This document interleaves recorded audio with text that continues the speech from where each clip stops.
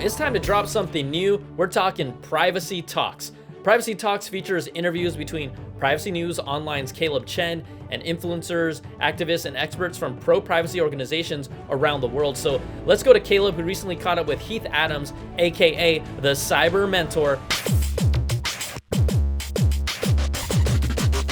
This is Caleb Chen from Privacy News Online, and today I'm speaking with Heath, aka TheCyberMentor. Heath, thank you so much for taking the time to talk with me today. We're very excited to have you. Hey, thanks, Caleb. I'm happy to be here. It's always great to speak with someone who mentors and is in this space. So can you give a quick introduction of who you are, where you work, and what you do? Sure, yeah. So my name's Heath Adams. I am the CEO and founder of TCM Security, and we do penetration testing and ethical hacking. And on the side, I'm also known as the CyberMentor. So I do Twitch streaming, YouTubing. You can find me on Twitter, all under the CyberMentor moniker. So I guess to start off with, what is ethical hacking? Yeah, so the way I like to explain it is it's when somebody pays you, a good guy, to go and try to find vulnerabilities or exploit a system or a network before the bad guys do. So we're hired to go and try to be a hacker ethically and try to find vulnerabilities and remediate those vulnerabilities before somebody out there in the wild comes in and hacks an organization. Got it. So how did you get into ethical hacking? Yeah, so it's a weird story. I was an accountant before, and then I migrated over to IT, and one day somebody just said, hey, do you know that there's, you could be an ethical hacker? And I'm like, you can hack ethically? I didn't know that was even a thing. So I started reading about it and just understanding, like what you needed to do to kind of get into the field, and kind of learned those things and migrated myself from working in the field to owning a company. So I think one question that comes up when people hear about ethical hacking is, why isn't ethical hacking punishable by the government? Yeah, so you have a legal agreement. There's paperwork between you and the client. There's a lot of things that are signed. We have a service agreement that gets signed. We have a statement of work, and then we have what's called the rules of engagement, which is probably the most important, which says, hey, I can attack you. Here's what I can do. Here's what you're going to permit me and won't permit me to do. Here's the times, the dates, everything that we're going to be doing this. So we have full permission.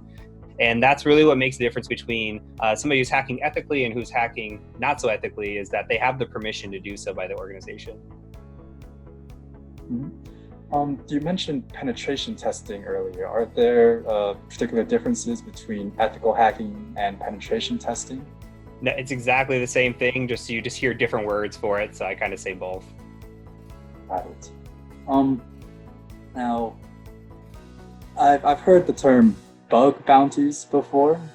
Could you explain how those work and how they might relate to ethical hacking?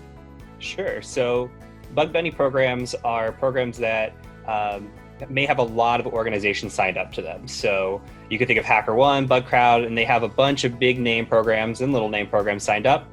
And basically, you're giving free reign to attackers or hackers to come in and attack your network, your web applications, et cetera. So, and what happens is, if somebody finds a bug, you agree to pay out a certain amount for that bug. So you get, the benefit of it is you get a lot of eyes on your program at once. And it does cost a lot more money in that aspect, but at the same time, you have a lot more potential to find more vulnerabilities. So that's why you see a lot of big platforms either have their own bug bounty program, or they're a part of a big bug bounty program.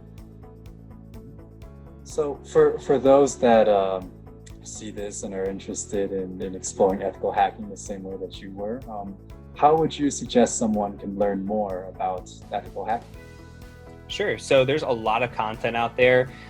Best friend is Google for everything you do, IT related or anything. So Google would be my first start, but YouTube, ethical hacking courses. I've got one out there, free content, a bunch of free content on YouTube. Udemy is a great resource.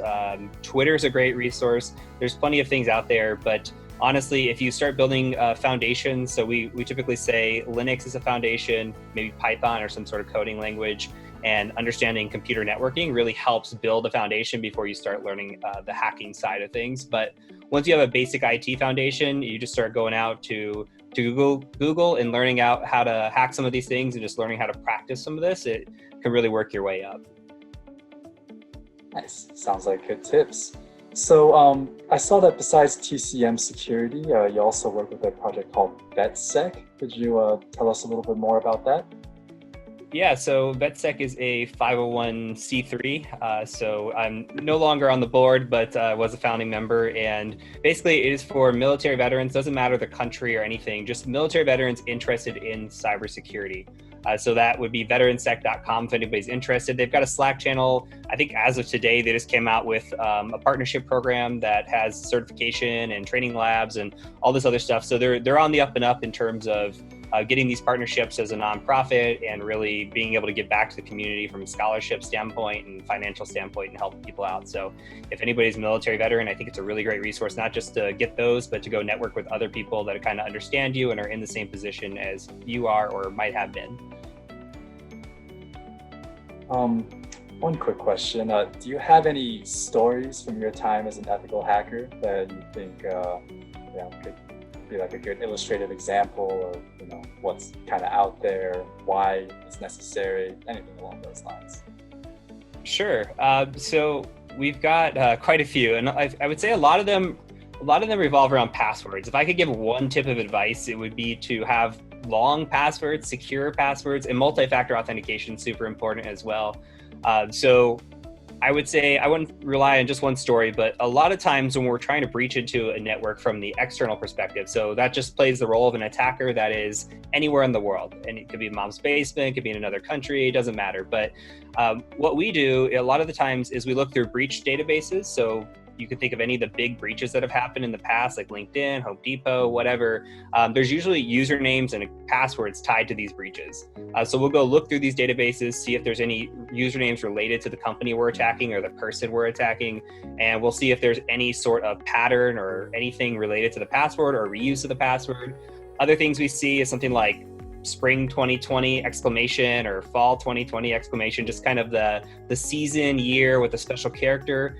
Those kind of weak passwords, all we have to do is guess at them with a known username, and we're getting in a lot of the time, especially if there's no multi-factor on the other side of it. So once we log in, we're just logged in. There's no prompt for anything else. So that's really what we see a lot of, just getting and breaking into network, is just these weak passwords. And if I had a recommendation, the longer the better. It's not really as much of these special characters, capitalization, that's great too. It adds some variety.